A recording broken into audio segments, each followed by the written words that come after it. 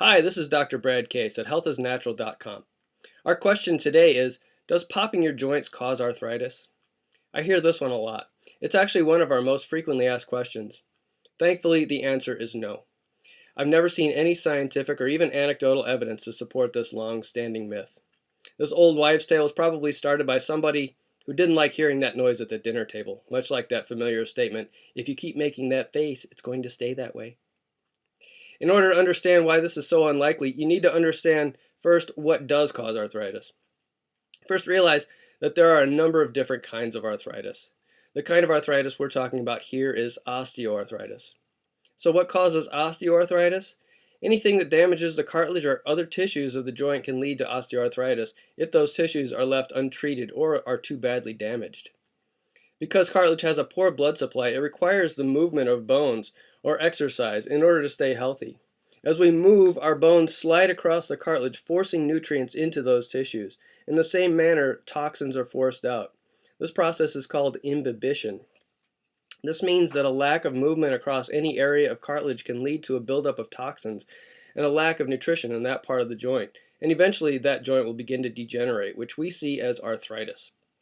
The signs of this are pain and stiffness, especially in the morning or after rest, and bone spurs. So anytime a joint loses its full range of motion from trauma, swelling, or even just a slight misalignment, the cartilage that cushions that joint begins to degenerate. Now, what happens when you pop a joint?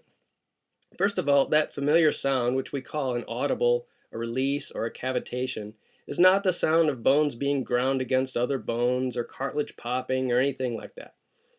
Another common misperception, especially in chiropractic offices, is that it's the bone going back into place. I'm sorry to say it's not the bone going back in, though it could indicate a movement in the right direction. Also, as a side note, it's not necessary that we get that noise in order to have done our job. In other words, not hearing that sound doesn't mean we didn't move the bone. There are actually many ways of adjusting the spine that don't cause that popping sound. So what is that noise? The popping or cracking sound you hear is really nothing more than the release of negative pressure that's built up in that joint. Often that's from long-standing misalignment or a loss of range of motion. More specifically, it's tiny gas bubbles being released from within the synovial fluids of that joint. This can be likened to pulling a suction cup off a window.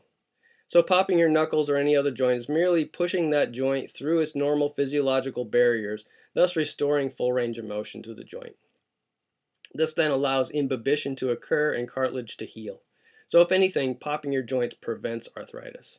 If you'd like to learn more about keeping your spine and the rest of your body healthy, go to www.healthisnatural.com and subscribe to my free e-newsletter, download my free e-book, Guidelines to Healthy Living, or pick up a copy of my book, Thugs, Drugs, and the War on Bugs. Until next time, this is Dr. Brad Case. Take care.